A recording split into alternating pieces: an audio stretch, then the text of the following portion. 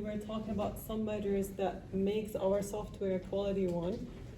And if you remember, we talked about dependability, how reliable, how efficient, how scalable, and all of these factors. Then we moved towards identifying the type of development, and mostly we were talking about two types, remember? Generic and custom. Generic and custom, exactly. And we talked about the different factors that can help us classify it as such. One of which could be the business need, the growing scope, right? The time, the budget, and stuff like that. Then we were talking about different features that would identify a software, and then how the cost is going to be split among the different phases of our software development cycle. Today, we will focus mostly on challenges, on the software issues, and the application types, as well as the architecture behind. I know this is still a course to be covered next year, but I think we will just touch base on it today. I think it's going to be very useful for you later. All right, so what are the key challenges that we usually face dealing with any software? Usually, we focus on three main aspects. The level of diversity. What do we mean by diversity here? Anyone knows? That's a big word. Many languages. Very good. Many languages. What else? Yes? Maybe ages? Ages? Like that, like. The user, you Yeah. mean? Okay, perfect. Different ages for people. So you can develop a software that will be in use by children, by teenagers, by elderly people. Right, very good. Excellent. Countries. Countries, so we call it the tongue, right? So what's going to be the language that people are speaking? Yeah? Maybe cultures. The culture, very good. So sometimes you can develop something based on ethical standards. What kind of standard you can consider? Is it Islamical, right? Is it Christian? And again, this is gonna somehow develop a scope of the target age group and people you are targeting. So again, this is one. We talk about demand for faster delivery. So there will be actually something that you will see later on. There are some softwares designed to be developed very fast. This doesn't guarantee agree possible documentation behind. So this can be something very standard and simple. Sometimes it's not even there. Like when we talk about React, have you ever heard about React or native? Yeah. Perfect. Very good. So usually they look into the frequency of changes happening on any website. For example, this can be daily basis. This can be even an hourly rate of changes. This can happen occasionally, like every month or every year. And they go for a fast delivery approach using React, let's say, so they don't have to redevelop the entire cycle all over again. They just look into the modified nodes, and then these nodes are redeveloped or reassessed. Again, there are lots of cons related to these, the process of fast delivery, but we will talk about this one later on. But again, one of the main concerns that will remain subject to discussion with any user is how well you can trust this website. Lots of websites are nowadays asking not only for your credentials, not just for your credit card, not even location. Some of them are requesting track to your own cookies, right? Direct access to your cookies. Sometimes they are requesting, let's say, collecting data. They don't specify what kind of data they will be collecting, right? But this is going to be used part of an AI process to propose solutions to you to share your own data with third parties for recommendation lists and stuff like that. So you can't really tell anymore where are your data leaving, right? So trustworthy software is something quite important for us to also care for. So in general, challenges will be faced with every phase in your life cycle. Requirements, we've seen already how challenges could be related to collecting a simple requirement from a customer side or a stakeholder. Sometimes they know the process, sometimes they know what they do exactly well, but they don't know actually how to share it, they don't know how to reflect this in a good structured list of requirements. We also have some challenges that could be related directly to the type of technology that you are using. So for example, let's talk 20 years ago. I know you were not there maybe, right? But anyways, 20 years ago, what sort of technology do you think were there? We're still talking about smartphones, but we're not talking about highly advanced smartphones, right? TV. We had TV as well, but it didn't used to be Wi-Fi based, Oh. right? Right. So it used to be something very structured, yeah. Maybe the phone was like Yeah, you will see buttons, things that you need to press. Yeah. telecom. What is that? The telecom. Oh, telecom. Oh, Yeah. nice.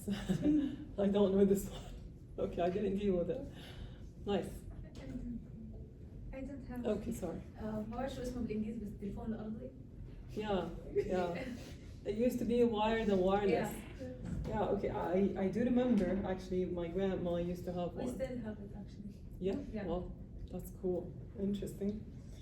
So yeah, these are sort of technologies that require a specific, very custom level of development, right? So imagine when software were designed, let's say, for the first smartphone. We call these applications nowadays, right? Then imagine the trend of change that was required when smartwatches came in. Then perhaps when smart glasses came in, right? Then when automotive cars came in. I mean, these are all different development structures, right? So that's one. And also keep in mind always this list of mnemonics, we call it STC, okay? STC stands for scope, time, and cost. Any project is subject to have challenges with these three aspects. And if you don't know how to control and manage well, you might reach a scope breach, or let's say you cross a milestone without actually a very good estimated budget or timeline. So this is usually a very important factor to consider in any project before we start. So we look into heterogeneity, like as we mentioned, how this development will come across diverse networks, various devices, different platforms, and stuff like that. Then the changes happening on our business case and the social case. So people, sometimes you will see that they are, let's say 20 years ago, they used to have a software that runs their own business, okay? They're very comfortable, people know it, they know how to deal with that, they don't need any further updates to it, their business case is still stable. But then we end up with something we know as obsolete softwares. What are obsolete softwares? Softwares that no longer serve their purpose. No longer are updated, no longer are supported, right? Think of Windows. Have you heard about Windows 7? Windows XP? You heard about them, but have you ever tried? They're no longer supported, they're no longer even purchasable, right? And the company itself abandoned these sort of editions, and they tell you even if you have a copy, it's your own responsibility. If a security, let's say, attack or breach happened, we can't do anything for you, right? So this brings up this third concern. We call it user resistance. So people became very resistant to any small change. If you will ask, okay, we used to have, for example, Net Classroom, right? Yeah. Like 2 years ago, I think 2 years ago. Yeah. Now we're using Panner. Was it easy start for you in Panner?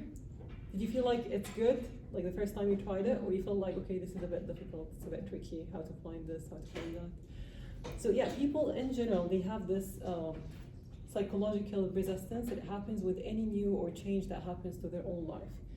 And in many big organizations, I'm not telling you something very small or unknown, we're talking about big organizations that are having very good reputable name in market. These, let's say, entities, organizations are still, some of them are still dependent heavily on obsolete systems, things that are no longer supported. But they refuse the change because it works. And if it works, then خلاص. If it does the job, that's all we need. Trust and security, as we mentioned, this is an important factor, especially when you feel like your data are connected not just to a single device. It's not the case anymore. So this device connects to smartwatch, connects to a laptop, connects to, what else? iPad, connects to a smart car, connects to your AC, right? Connects to your TV. So imagine the network of smart things that you're having in your own network only. So actually based on the different types of your application, this is gonna be custom made. But for now, let's talk briefly about these applications here. We can classify them to be either standalone, interactive, transaction-based, embedded, batch processing, entertainment, system for modeling and simulation, data collection, and systems of systems. Did they send an email about it?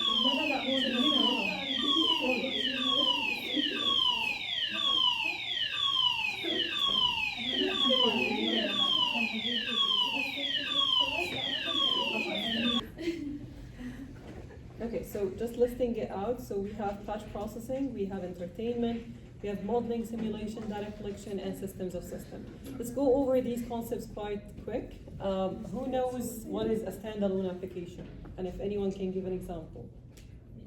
So what do you mean by standalone? In general, away from applications. ما يعتمد على شركة Exactly, it's independent, right? So you can think of an application, for example, that doesn't depend on internet, right? Doesn't depend on any other resources.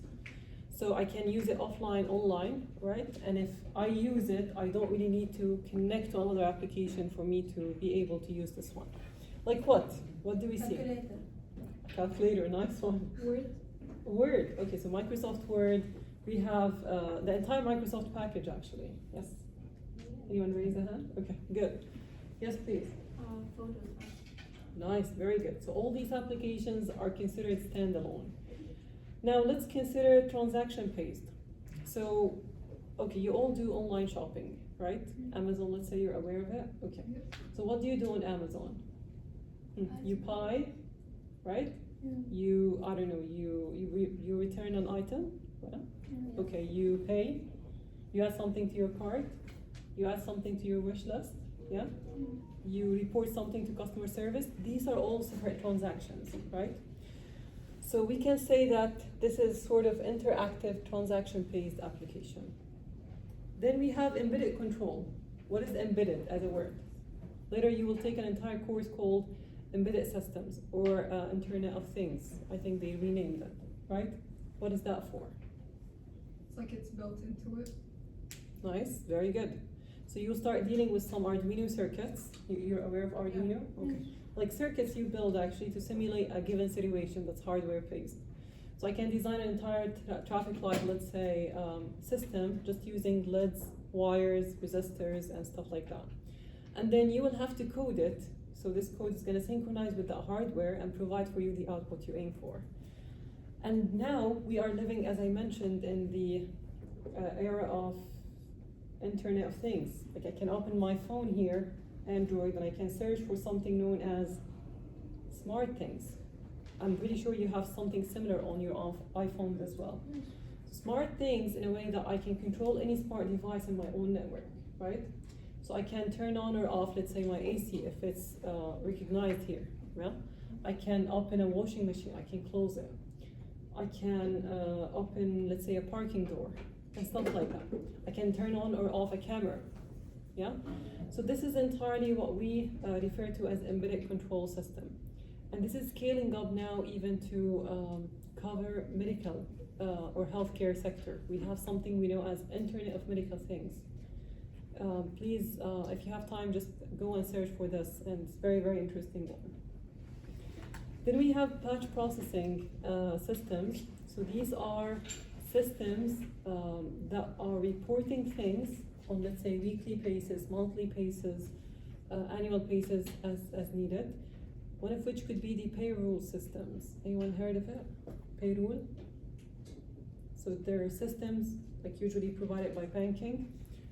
They can, let's say, keep track of employees' salaries, if there is, let's say, any additions, let's say deductions, and they provide, let's say, monthly reports based on this. Of course, entertainment systems are a lot. We have games, we have puzzles, we have lots of things that we can access online or offline. We have also systems designed for modeling, for simulation, like what?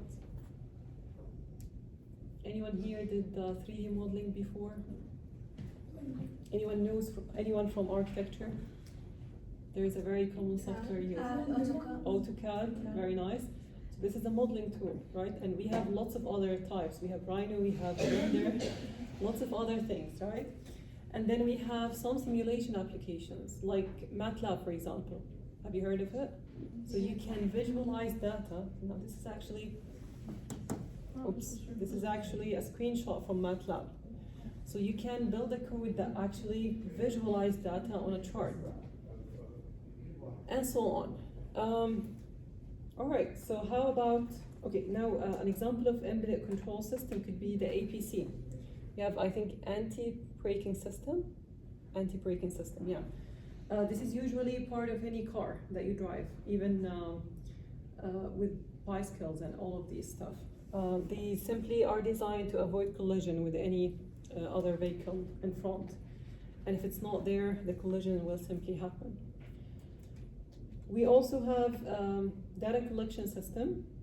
So can you imagine now you're being connected, let's say, to a smartwatch, and these sensors keep live track of your own, let's say, number of steps and how many calories, let's say, you're burning, your weekly even progress day by day, if you, let's say, cross a target or a certain goal and stuff like that. So this is entirely kept track of using hardware devices and sensors, and also applications that work with this in the back end. Then I have systems of system, and this is again very familiar concept. I'm pretty sure all of you know it.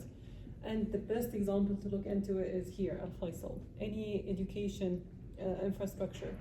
So we have again Panner, we have Moodle, we have email, exactly, the Al-Faisal application, and all of this. This is systems that will be consisting of other systems.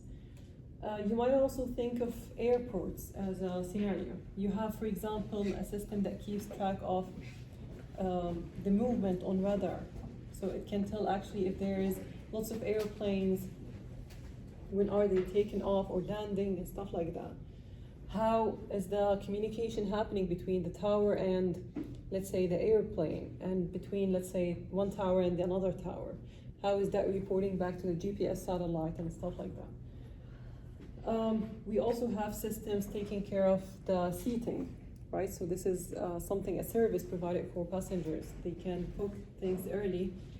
They can even, later on in administrative view, they can view what are the seats reserved, and they can generate reports, let's say, accordingly. So looking into hosting applications, we can define this as either web-based hosting or cloud-based hosting. How different are these two from each other? So let's start with web applications. Anyone here designed a web application before? Or had even a simple trial on HTML? Okay, that's okay. So we have here, yes, you did? Yeah. Very nice, very good. What did you use?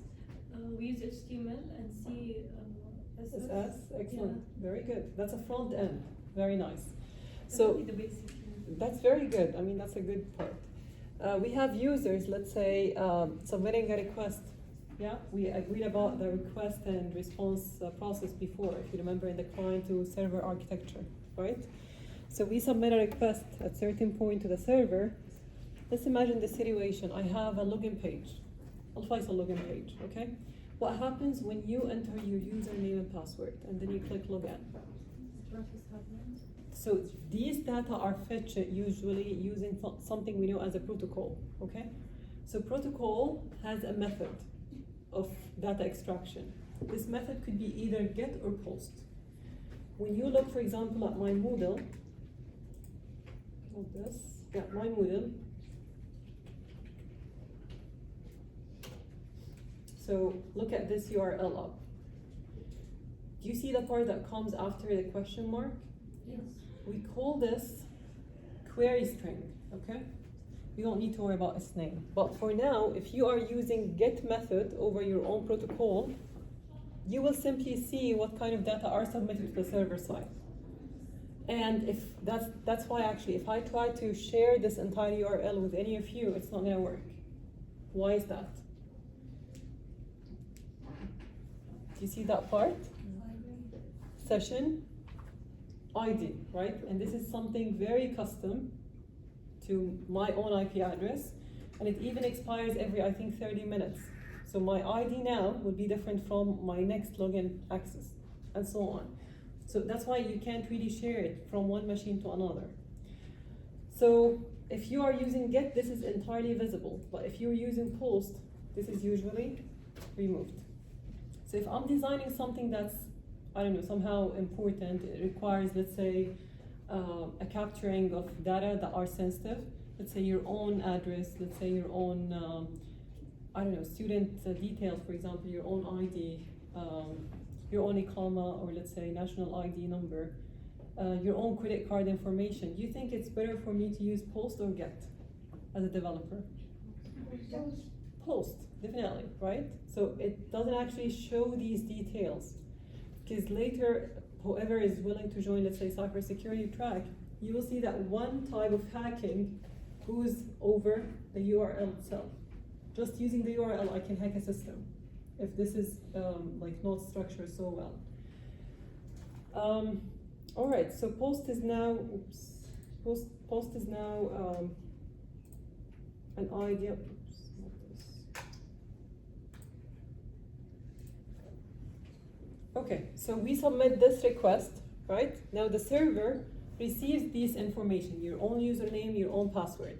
How can I tell you that you have an access to my system? I have to verify it, right? And where do I verify this information? With the backend database, where these data are actually saved. So I have a table, let's say, called users, and it keeps track of the entire list of usernames and passwords. Now I need to go and search inside that table.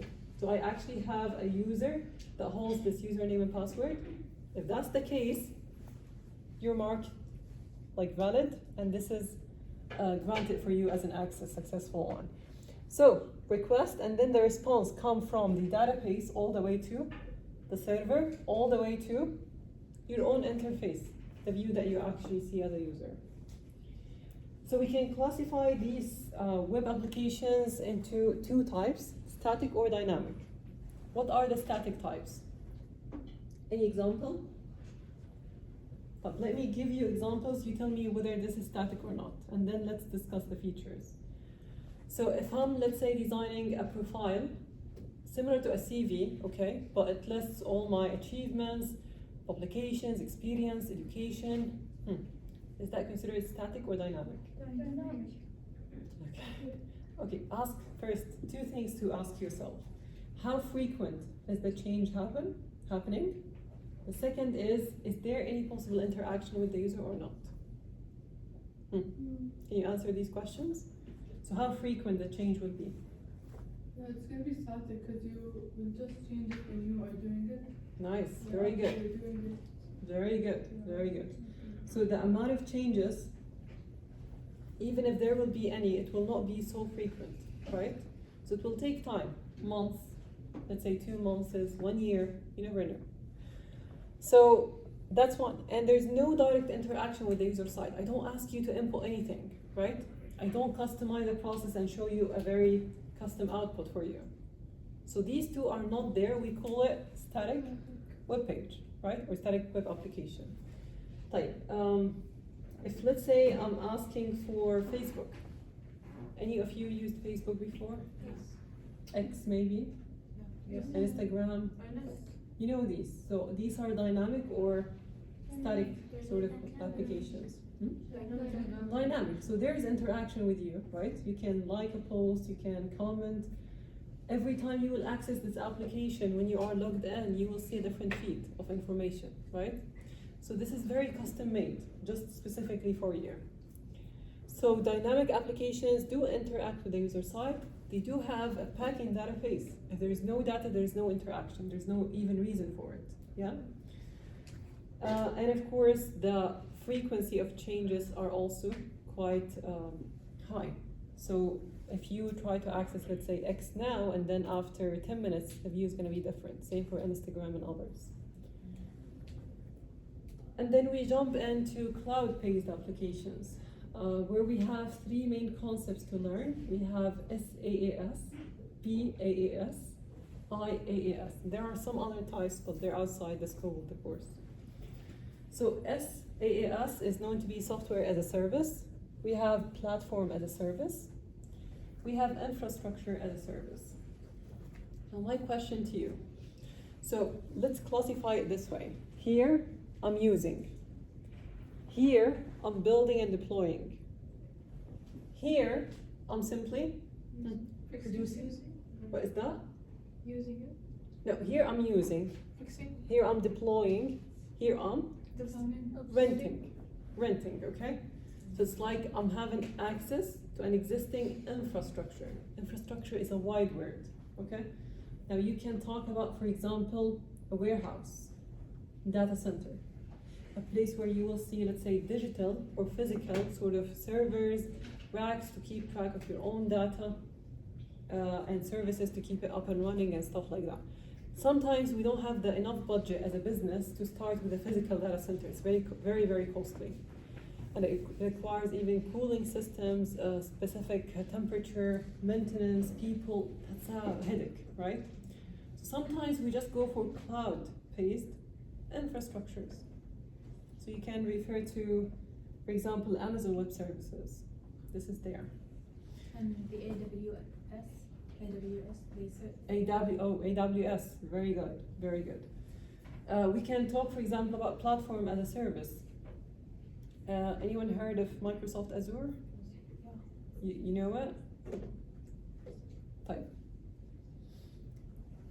So, for example, I can use a platform to simply deploy an application on it, okay? So I don't need to, okay, there is a concept you will take later on. Let me just try to clarify. We have something known as PHPMyAdmin, okay?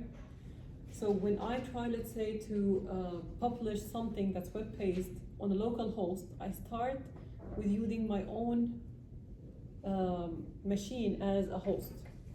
Later, you take this to an external host if you want people to publicly see it.